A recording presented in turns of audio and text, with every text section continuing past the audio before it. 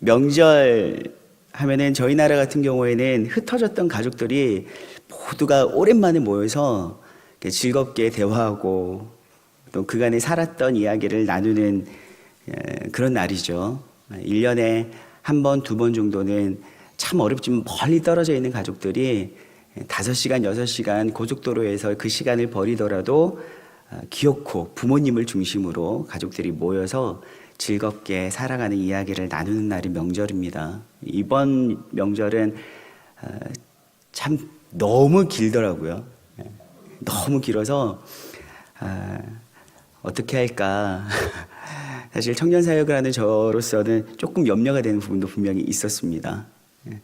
그러나 그 가족들, 고향을 생각하면서 벌겋게 상기된 얼굴로 연휴를 기다리는 청년들을 보면 또, 그래, 너희들 또 가족들이 그립지.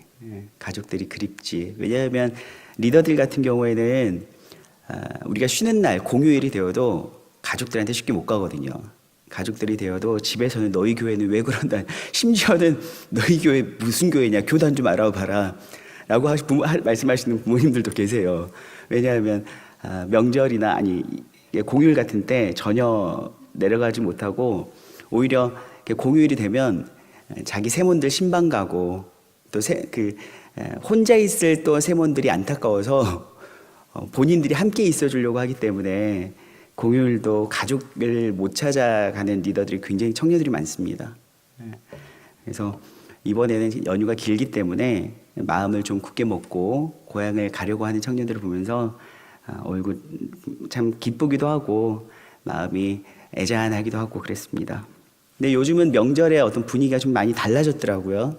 그래서 부모님들과 함께 해외여행이나 아니면 국내 어떤 휴양지를 찾아서 여행 가는 분위기로 많이 바뀐 것 같습니다. 어떤 식으로든 분명히 명절이 즐거운 건 사실이죠. 그런데 또한 저희가 다 알겠지만 명절 하면은 마냥 즐거운 건 아니에요. 마냥 즐거운 건 아니더라고요. 물론 명절이기 때문에 해야 할 음식이나 어떤 여러 가지 일들, 그리고 나가야 할 경제적인 물질적인 돈들, 이런 것들 생각해서 머리가 좀 복잡한 부분도 물론 있겠지만 청년들을 이렇게 면담을 해보잖아요. 상담을 해보면 저희 친척들은 별로 안 모여요. 저희 집이 작은 집하고 별로 사이가 안 좋거든요. 저희 집이 큰 집하고 별로 사이가 안 좋거든요. 그래서 저희는 별로 안 모여요. 라고 말하는 청년들도 있고요. 또 의도적으로 집에 안 내려가려고 하는 청년들이 진짜 많아요. 사실 25살 이상 된 청년들은 이제 학교를 졸업하고 취업을 해야 되는데 이 취업을 하지 못하는 것이 부모님께 너무 죄송스럽기도 하고 그래서 일부러 내려가지 않는 청년들도 되게 많습니다. 25살 이상 청년들은 취업 때문에 안 내려가고요. 30살 이상 된 청년들은 왜 안 내려갈까요? 말씀 안 드려도 잘 아시네요. 결혼. 너 언제 결혼할래? 그만 좀 골라라. 고르고 있는 게 아님에도 불구하고 그만 좀 골라라. 나이가 몇이냐? 기타 등 여러 가지 이야기가 너무너무나 고통을 주는 거예요. 그래서 안 내려가요, 집에를. 사실 부모님들은 자식들한테 고통을 주려고 하시는 이야기는 아니잖아요. 사랑하기 때문에 너무나도 자연스럽게 나오는 이야기가 첫 마디가 넌 취업 언제 할래? 넌 언제 결혼할래? 라고 이야기를 하는 거죠. 그러면서 나누는 대화들이 이제 혼기가 꽉 찬 자녀 그리고 취업을 여전히 못하고 있는 자녀들에 대한 타박으로부터 시작돼서 나눔들이 이제 이어지는데 크리스찬 가정, 믿음의 집안이 명절을 보내는 모습도 별반 다르지 않다라는 이야기를 많이 듣습니다. 무슨 말이냐면 누구네 집 애들은 결혼해가지고 손주 낳고 어쨌다더라. 취업해가지고 이번에 집에 올 때 얼마를 용돈으로 줬다더라. 이제 해서부터 시작해서 누구네 집은 이번에 땅을 샀고 건물을 샀는데 복 받아가지고 그 건물이 몇 배로 튀었다더라. 그런 이야기들을 명절에 모여서 나누는 이야기들을 굳이 믿음과 상관없는 이야기, 아니 하나님과 믿음의 집안이지만 하나님과 상관없는 이 이야기들을 나누는 것들을 보면서 조금 답답해요라고 하는 사람들이 정말 많이 있습니다. 아마 여러분들도 오늘까지 좀 쉬었을 텐데 일가 친척들과 나누는 이야기들이 얼마나 은혜로우셨나요?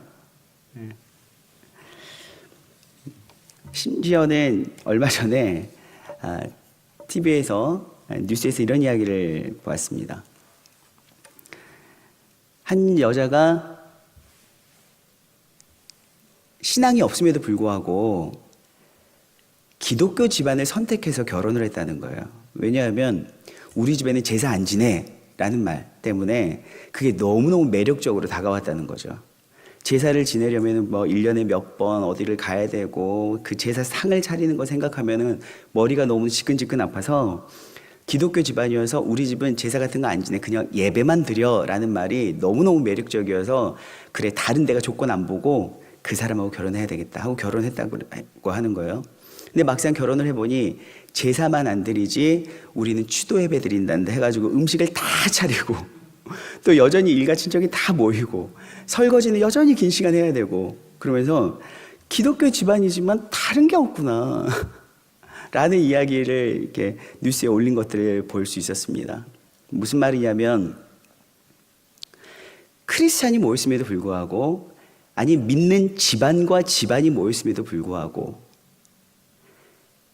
드려지는 형식 이외에는 아무것도 다르지 않는다는 것이죠. 심지어 굉장히 가슴 아픈 말이 무엇이냐면 복받은 그리스도인과 복받지 못한 그리스도인이 나누어진다는 거예요. 복받은 그리스도인의 개념은 무엇이냐면 오늘 저는 야곱의 본문을 가졌습니다.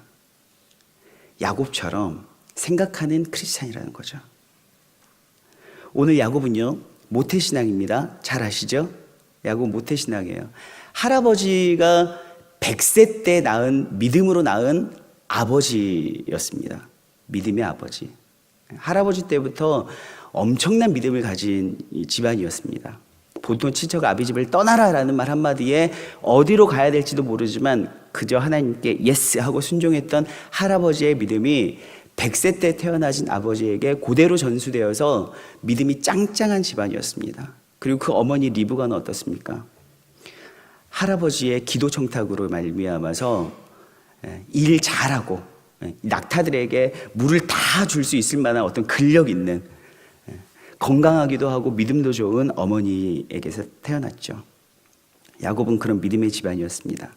그런데 그 모태신앙인 이 야곱에게 도대체 복의 개념은 어떤 개념이었을까요?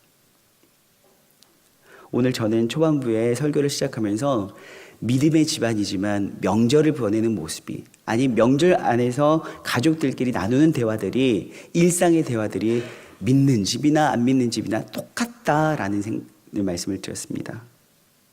야곱은요 그에게 복은 소유의 복, 관계의 복이었습니다. 그는 하나님에 관해서 잘 설명할 수 있었습니다. 그리고 그가 개념적으로만 하나님을 만난 것이 아니라 그는 친히 하나님을 만났습니다. 그가 형의 장자권을 죽한 그릇으로 빼앗았죠. 아니 그뿐만 아니라 처음 태어날 때부터 쌍둥이였던 형의 발꿈치를 잡고 태어났습니다.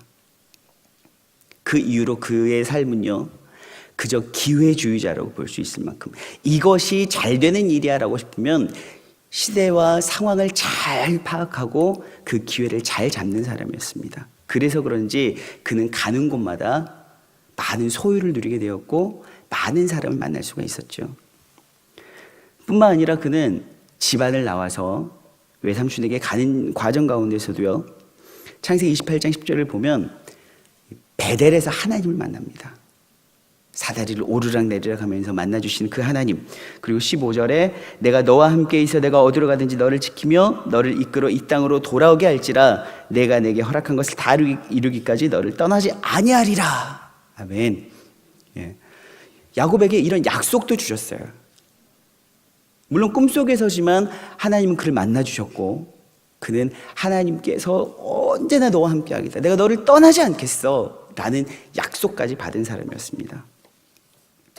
그렇지만 그의 삶은 20년이 넘는 시간 동안 그는 외삼촌 라반의 집에서 자신보다 더 혹독한 얍삽한 삼촌 밑에서 부당한 노동계약을 맺고 20년 동안 꾸준 고생을 하죠. 그가 일했던 만큼 제대로 소유도 받지 못하고 일을 합니다. 그러나 그는 성실하게 일해요. 그래서 그의 소유는 날이 갈수록 늘어납니다. 어느 하나님께서 그에게 이제 고향 땅으로 내려가라 라고 이야기하십니다. 그러면서 뭘 하시려고 하냐면 내가 너와 함께 하리라 라고 이야기를 하세요. 그의 평생 가운데 하나님은 함께 하셨습니다. 그리고 이 야곱은 하나님과 함께함으로 말미암아 누릴 수 있는 복들을 마음껏 누렸던 것도 사실입니다. 그런데 이 야곱에게 복이라는 것은 좀 전에 제가 말씀드렸던 것처럼 하나님이 함께 하심으로 나의 소유가 많아지는 것, 소유의 복. 그리고 부인이 도대체 몇 명이었습니까? 4명이었습니다. 자식이 몇이었습니까? 수도 없이 많았잖아요. 관계의 복. 이 복의 개념 안에서 그는 벗어날 줄은 몰랐어요. 하나님이 그에게 주신 약속도 있었고 하나님을 만난 경험도 있었지만 그에게 이 소유의 복, 관계의 복 이외의 것은 그 복 이상을 뛰어넘지 못했습니다. 어느 날 외삼촌 라반의 집에서 이제 나올 때가 되었어요. 아무래도 친정집을 떠나야 되니까 본인의 이제 부인들을 부르죠. 불러서 내가 2차 저차해서 2차 저차해서 이제 떠나야 되겠어 라고 이제 설득을 합니다. 근데 그의 말발이 모든 걸 해결하죠. 말을 너무너무 잘했어요. 그러면서 이렇게 이야기합니다. 창세기 31장 9절을 보면요, 하나님이 아버지의 가축을 빼앗아 내게 주셨다라고 이야기를 해요. 하나님이 아버지의 가축을 빼앗아서 나에게 주셨어. 그건 무엇이냐면 나는 복받은 그리스도인이어서 하나님께서 나에게 복을 주셔서 저 사람의 소유까지 빼앗아서 나에게 다 주셨어. 여전히 그에게 복은요, 많은 것들을 소유합니다. 누구의 것을 빼앗아서 내 소유가 되게 하면서까지 그것을 복이라고 생각하는 거예요. 그러면서 부인들과 이제 길을 떠나죠. 그 길에서 고향 땅으로 가면서 그에게 마음에 딱 걸리는 거 하나가 있었습니다. 무엇이냐면 바로 형 에서였죠. 수십 년 전에 장자권을 빼앗아서 이제 20년이라는 세월이 지났지만 여전히 껄끄럽지 않고 마음에 불편함으로 있었던 형 에서. 20년이 지났지만 여전히 형 에서도요, 이 원한에서 자유롭지 못하고 있었습니다. 그래서 심지어는 이 동생이 온다라는 것을 알고 400명의 훈련된 군사들을 가지고요, 이 동생을 어떻게 해버리려고 준비하고 있었어요. 그러나 여전히 소유의 복, 관계의 복, 이것을 벗어나지 못한 야곱은요, 하나님을 만났고 하나님의 약속을 주셨지만 하나님이 내가 너와 영원히 함께 하겠어 라는 약속도 받았고 그는 하나님을 만난 경험도 있지만 그것이 그 야곱을 변화시키지 못했습니다. 여전히 형 에서가 400명의 훈련된 군인을 데리고 나를 기다린다라는 그 말 앞에 두려워서요, 여전히 잔머리를 굴리기 시작해요. 물론 기도도 합니다. 그러나 그 기도가 일상적 기도였습니다. 하나님 도와주십시오. 그러면서 잔머리를 굴려서요, 자신의 소유를 때를 나누어요. 1차, 2차, 3차로 때를 나눕니다. 그러면서 먼저 그 소유들을 보내기 시작하죠. 그러면서 이것이 무엇이냐라고 물어보면 내 주 에서에게 드릴 몫입니다 라고 말을 잘하라고까지 전달을 해요. 저는 이 야곱을 보면서 도대체 하나님을 믿는 사람의 진짜 복이 무엇일까? 하나님을 만난 사람의 진짜 복이 무엇일까를 나누고 싶습니다. 많은 청년들이 하나님을 너무나도 잘 믿어요. 정말 잘 믿습니다. 자신들의 소유, 자신들의 시간을 헌신해 가면서 하나님을 잘 믿어요. 그런데 야곱의 기준대로 이야기를 하자면 결혼도 못했고 소유도 없어요. 취업도 못했어요. 그렇기 때문에 복받지 못한 그리스도인 같아서 믿음의 집안임에도 불구하고 그 집에 못 내려가는 건 명절에. 하나님을 너무나도 잘 믿고 예배 잘 드리고 하나님께 헌신하고 하나님 내 인생의 전부라고 고백하지만 야곱이 가지고 있는 그것을 내가 가지고 있지 못하기 때문에 집을 못 내려가는 거예요. 그리고 심지어는 부모님들도 내 자식이 하나님 하나는 기똥차게 믿어. 취업할래? 예배할래? 하면 물어볼 것도 없이 예배를 선택해 내 자식은. 그런데 복을 못 받았어 라고 말을 하세요. 취업을 못했어. 결혼을 못했어. 도대체 그 복이 무엇이길래요?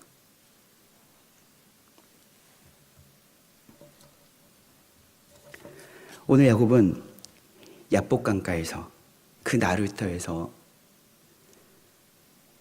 누군지는 모르지만 자신에게 찾아온 그 한 사람과 씨름합니다. 밤새도록 씨름을 해요.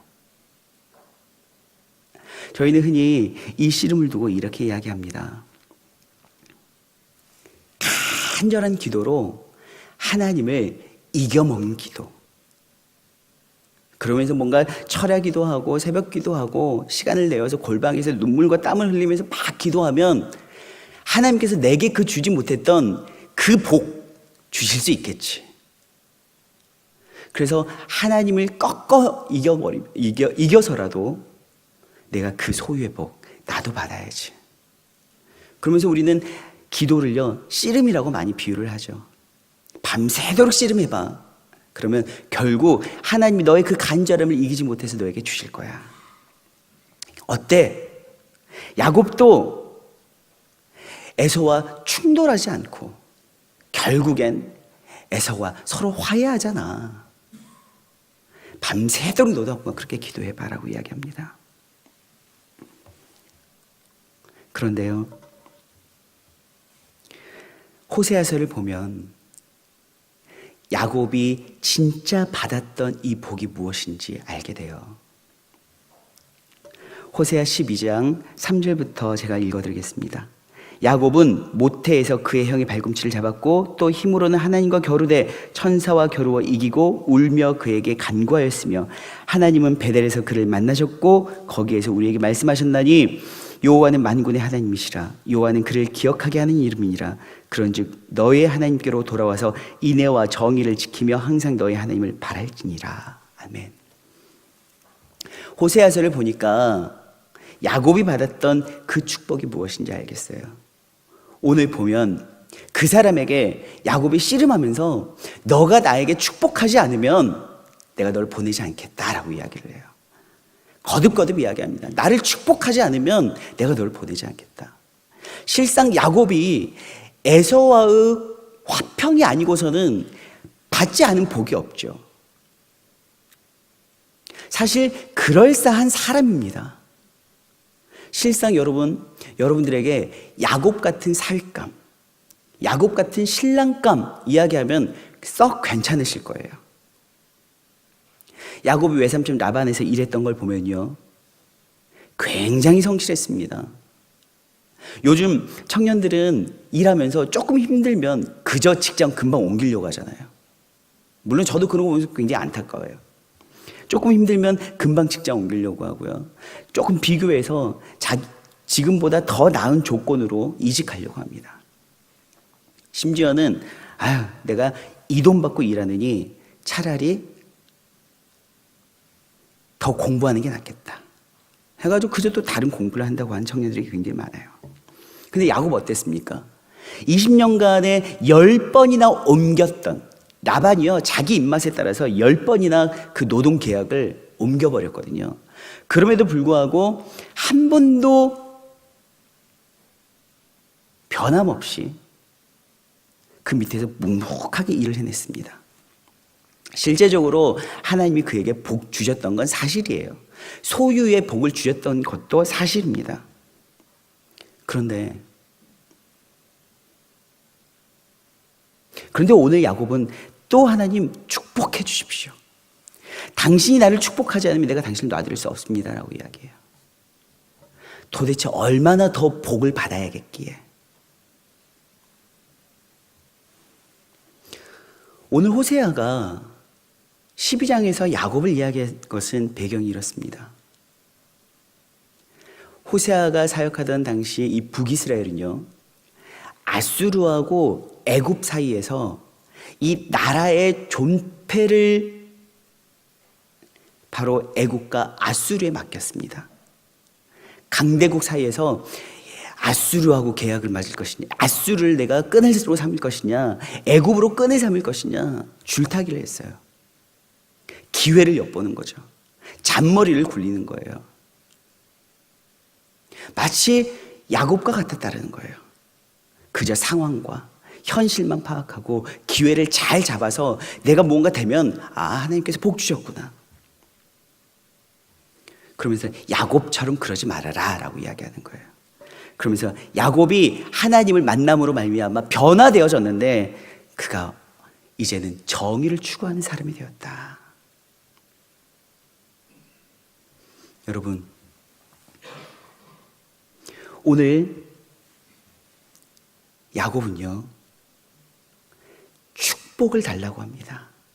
글쎄요, 야곱이 달라고 했던 축복이 하나님이 주시고자 했던 축복과 동일한지는 모르겠지만 야곱이 축복을 구하고 바로 이 사람은, 바로 하나님은 야곱에게 너는 야곱이 아니라 이제 이스라엘이야 라고 축복해 줍니다. 무슨 말이냐면 야곱은 여전히 그는 하나님을 만났고 하나님의 약속도 받은 자였지만 그는 여전히 소유가 복이었고 관계가 복이었어요. 자신들의 물질을 세 대로 나누어서 에서를 물질로 달래서 형과 관계를 화평케 해보자, 이렇게 머리 썼던 사람이에요. 그래서 마지막 내게 한 가지 없는 복, 에서와의 껄끄러운 관계, 그것마저 해결하면 난 정말 복 있는 사람이지. 그러나 하나님은요,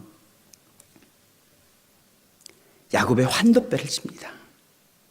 그러면서 그에게 진짜 축복을 줘요. 무슨 축복이냐면 존재가 변하는 축복을 줍니다.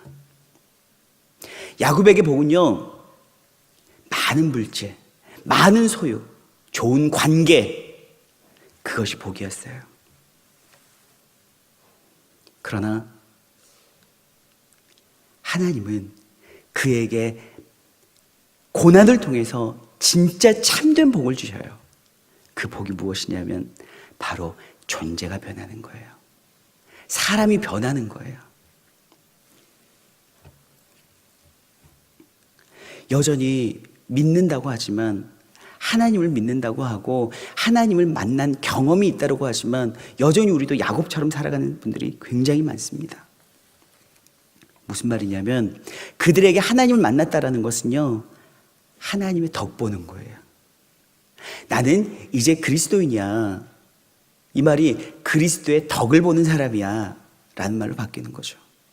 나는 하나님을 만난 사람이야, 하나님의 덕을 보는 사람이야.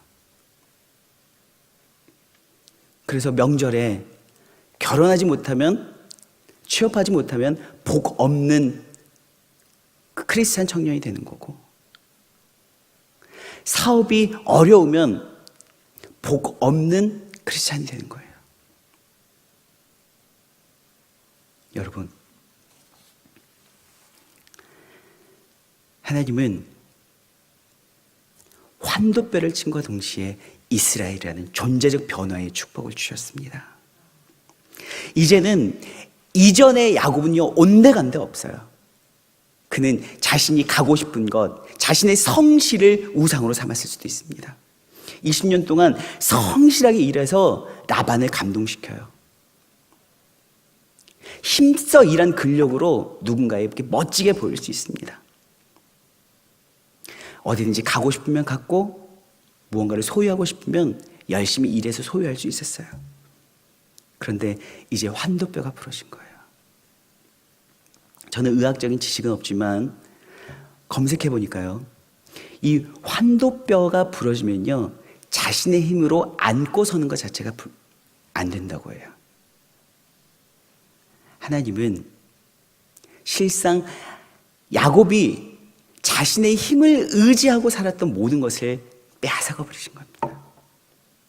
그리고 철저하게 이스라엘, 이제는 하나님을 의지해야만 사는 삶으로 변화시켜 주신 거예요.